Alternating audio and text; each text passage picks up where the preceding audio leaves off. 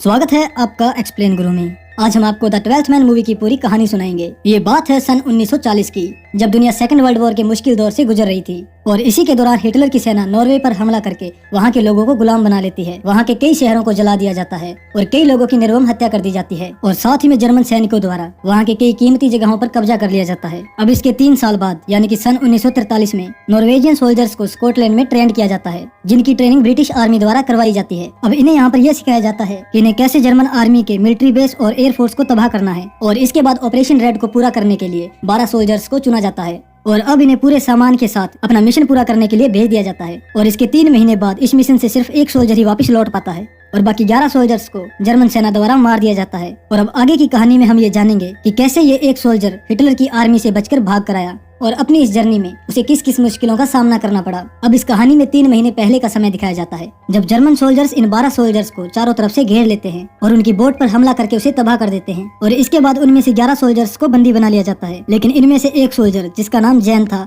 वो एक पत्थर के पीछे छिप जाता है और मौका मिलते ही वहाँ से भागने लगता है। और जब जर्मन सोल्जर्स उसे भागते हुए देखते हैं तो उसका पीछा करते हैं और पीछे से उस पर गोलियां भी चलाते हैं, जिसमें से एक गोली उसके पैर के अंगूठे पे लग जाती है, जिससे वह घायल हो जाता है और साथ ही में उसके घायल अंगूठे से खून बह रहा होता है, जिसके फुटप्रिंट से वो जर्मन सोल्जर्स उसका पीछा करने लगते हैं। लेकिन जैन वहाँ पर कई सारे फुटप्रिंट्स बना देता है, जिसे देखकर जर्मन सोल्जर्स कंफ्यूज हो जाते हैं और जैन वहाँ से निकलने में कामयाब हो जाता है। और अब कई घंटे चलने के बाद जैन को यहाँ पर रात हो जाती है और वह एक नदी के किनारे पहुँच जाता है, जिसका सारा पानी ठंड के कारण जम चुका है। जैन ये बात अच्छी तरह से जानता है कि अगर उसे जर्मन सोल्जर्स ने पकड़ लिया तो वह उसे एक दर्दनाक मौत देंगे, इसलिए वह अपनी लाइफ की परवाह किए बगैर उस नदी के ठंडे पानी में उतर जाता है और धीरे धीरे उसे पार करने की कोशिश करने लगता है। और वहीं जर्मन सोल्जर्स उसे ढूंढने के लिए फ्लेयर गन और टॉर्च का इस्तेमाल करते हैं, लेकिन उन्हें वहाँ पर कोई ट्रेसेस नहीं मिलते। और अब जर्नल को भी ये लगता है कि जैन अब मर चुका है, क्योंकि इतने ठंडे पानी में सर्वाइव करना काफी मुश्किल है। और वहीं दूसरी तरफ हम एक सुपीरियर ऑफिसर को देखते हैं जो उन पकड़े गए 11 सोल्जर से इन्वेस्टिगेशन करने आया है। और जब उसे पता चलता है कि उनमें से एक सोल्जर गायब है तो वह इसके बारे में जर्नल से पूछता है और जर्नल बताता है कि नदी जमने की वजह से उसकी मृत्यु हो चुकी है।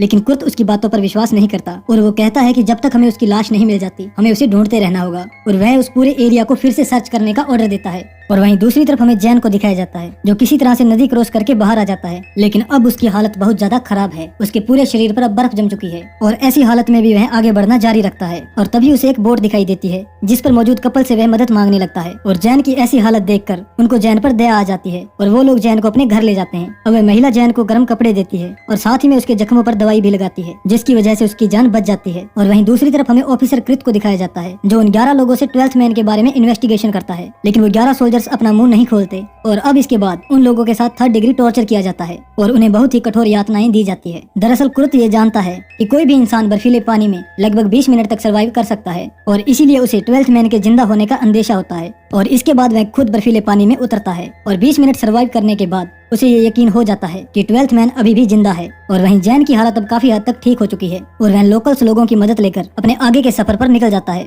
और इस सफर में उसे कई मुश्किल हालातों का सामना करना पड़ता है। उसके चारों तरफ बर्फ से जमे हुए पहाड़ होते हैं और ये बर्फीली हवाएं उसका रास्ता रोकने का पूरा प्रयास करती है, लेकिन जैन हार नहीं मानता। और तभी उसे एक घर दिखाई देता है जिसके अंदर एक बूढ़ी महिला होती है। जब उसे पता चलता है कि जैन एक नॉर्वेजियन सोल्जर है तो वह उसकी मदद करती है, उसके जख्म पर पट्टी बांधती है और उसे एक आदमी का एड्रेस देती है जो इस मिशन में उसकी मदद कर सकता है। जिसके बाद जैन उस महिला का शुक्रिया अदा करता है और जर्मन सोल्जर से बचता हुआ वहाँ से निकल जाता है। अब कई दिनों का सफर तय करने के बाद जैन उस पते पर पहुंच जाता है जो उस बूढ़ी महिला ने उसे दिया था। यहाँ पर उसकी मुलाकात एक कपल और उनकी एक बेटी से होती है। जैन उन्हें अपने बारे में सारी बातें बताता है। तभी वह लेडी बताती है कि जिस हॉस्पिटल में उसके सभी साथियों को रखा गया है उस हॉस्पिटल में उसकी एक फ्रेंड नर्स है जिसने ये बताया है कि कई सोल्जर्स को बुरी तरह से टॉर्चर करने के बाद उनकी हालत काफी ज्यादा गंभीर है और उनमें से कई लोगों की मृत्यु भी हो चुकी है। और ये सुनने के बाद जैन पूरी तरह से टूट जाता है और अपने साथियों को याद करके रोने लगता है। अब जैन ये डिसाइड करता है कि वो यहाँ से स्वीडन जाएगा जहाँ जर्मन आर्मी उसे नहीं ढूंढ पाएगी। और तभी वह छोटी बच्ची जैन के पास आती है और उसे एक मैप देती है और उसे स्वीडन जाने का रास्ता बताती है।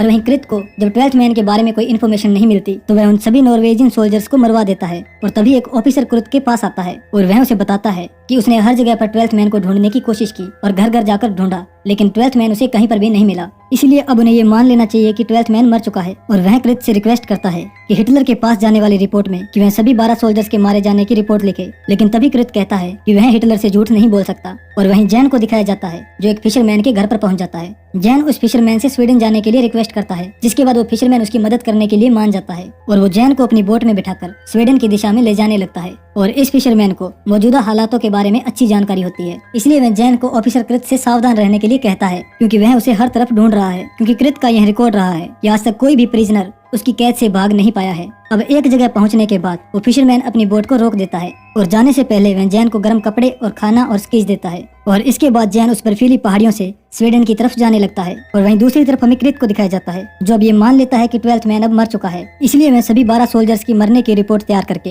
हिटलर को भेज देता है। और वहीं दूसरी तरफ जैन स्की करते हुए लगातार आगे बढ़ता जा रहा है। अब जैसे ही वो एक गांव में एंटर करता है तो वहाँ पर कुछ जर्मन सोल्जर्स तैनात होते हैं और जब जैन वहाँ से निकलने की कोशिश करता है तो वह फिसलकर नीचे गिर जाता है। और तभी सुपीरियर जनरल कुर्ट उसके पास आता है और जिसके बाद वो जैन को ताना मारकर कहता है कि वो सोचता था कि नॉर्वेजियन स्की करना अच्छे से जानते हैं, लेकिन जैन उसे कोई भी जवाब नहीं देता और वहाँ से चुपचाप निकल जाता है। और इसके बाद कृत को ये रियलाइज होता है कि कहीं ये भागा हुआ 12th मैन तो नहीं है और वह उसे जल्दी से वापस लाने का ऑर्डर देता है, लेकिन तब तक काफी देर हो चुकी होती है और जैन वहाँ से निकल गया होता है। वह तेजी से आगे बढ़ ही रहा होता है कि तभी वहाँ पर एक एयरक्राफ्ट आ जाता है जो उसके चारों तरफ मंडराने लगता है। अब इससे पहले कि जैन वहाँ से भाग पाता, वह एयरक्राफ्ट उस पर अंधाधुंध गोलियां चलाने लगता है, लेकिन इस हमले में जैन को कोई भी गोली नहीं लगती है और वह बचते हुए वहाँ से आगे बढ़ने लगता है। लेकिन तभी गोलियों के चलने की वजह से वहाँ पर जमी हुई बर्फ नीचे गिरने लगती है और अचानक से वो एक बहुत बड़े एवलांच में बदल जाती है, जो जैन को अपने चपेट में ले लेती है और जैन उस बर्फीली धुंध में कहीं पर खो जाता है। और जब जर्मन्स को जैन कहीं पर भी दिखाई नहीं देता तो वह अपनी एयरक्राफ्ट लेकर वहाँ से निकल जाते हैं। अब कई घंटों बाद जब जैन को होश आता है तो वह अपने आप को बर्फ में दबा हुआ पाता है।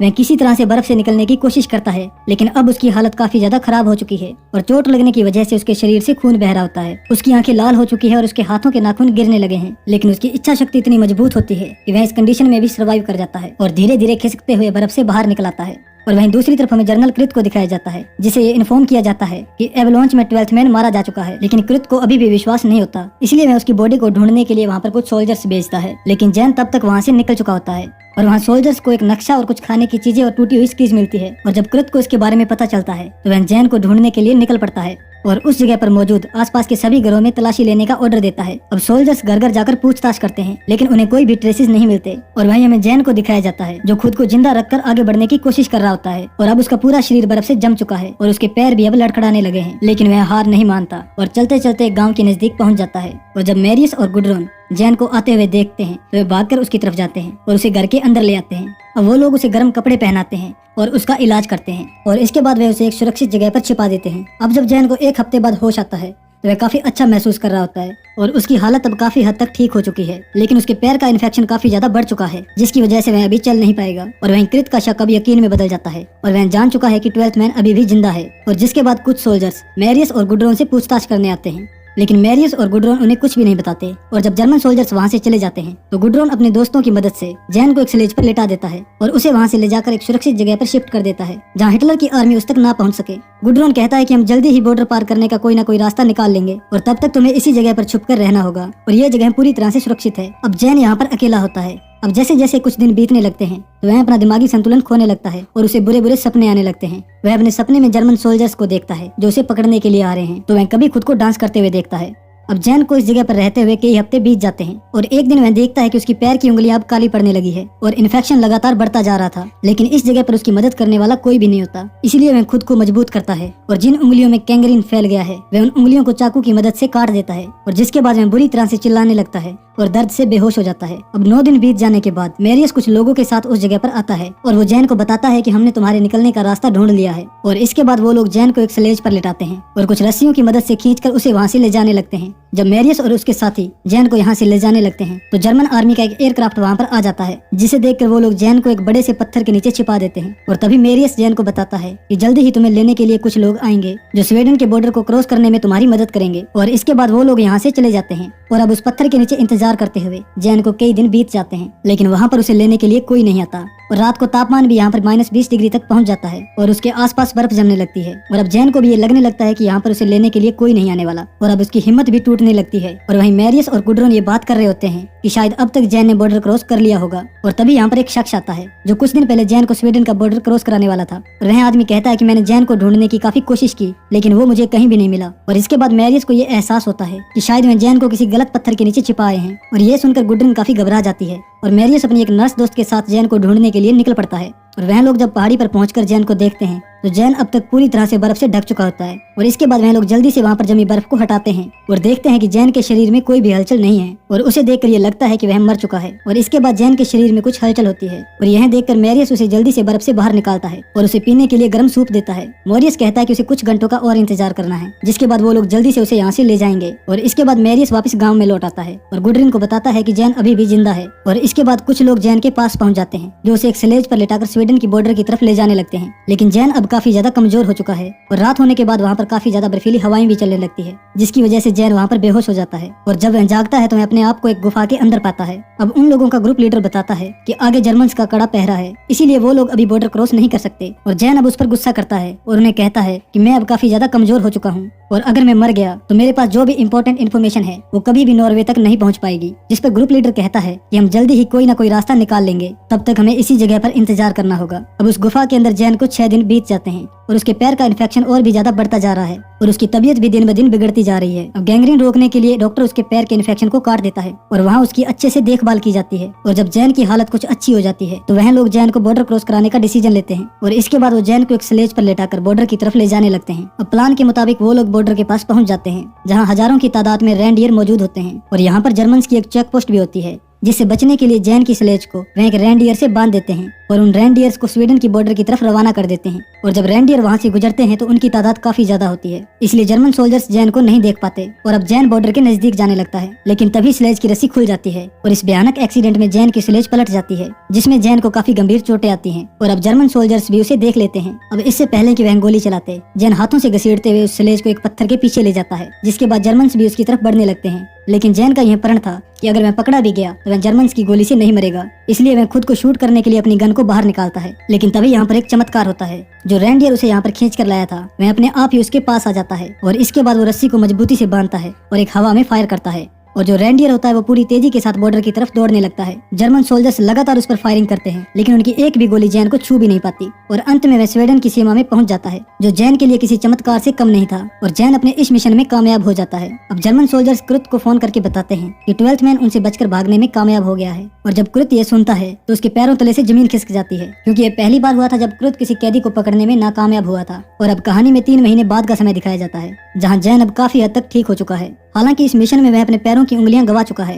अब वह आगे आता है और उसके हाथ में जो काफी इंपॉर्टेंट रिपोर्ट होती है वह जर्नल को सौंप देता है। अब जैन सबकी नजरों में एक रियल हीरो बन चुका था, जो जर्मन सोल्जर से बचते हुए खुफिया जानकारी लाने में कामयाब हुआ था। और इसके बाद सन 1945 में ये युद्ध समाप्त हो जाता है और सन 1947 में क्रुत को मौत की सजा दी जाती है। और वहीं मार्टिन ने शादी कर ली है और उसके 5 बच्चे हुए और गुडरिन भी अपने बॉयफ्रेंड के साथ खुशी से रहने लगती है। और जैन को नॉर्वे के बिहेवरी अवार्ड के साथ कई और भी अवार्ड्स के साथ सम्मानित किया गया। लेकिन जैन ने इस सब का क्रेडिट उन लोगों को दिया जिन लोगों ने इस मिशन में उसकी मदद की थी, यहाँ तक कि उस रेंडियर को भी जिसने उसको बॉर्डर क्रॉस करवाया। नॉर्वे अब आजाद हो चुका था और जैन ने अपनी बची हुई जिंदगी को बहुत अच्छे से जिया और इसके बाद सन 1988 में उसकी मृत्यु हो गई। और इसी के साथ ये कहानी यहीं पर खत्म हो जाती है। तो ये थी कहानी द 12th मैन मूवी की, जो एक सच्ची घटना पर आधारित थी। मिलते हैं अगली वीडियो में, तब तक के लिए गुड बाय।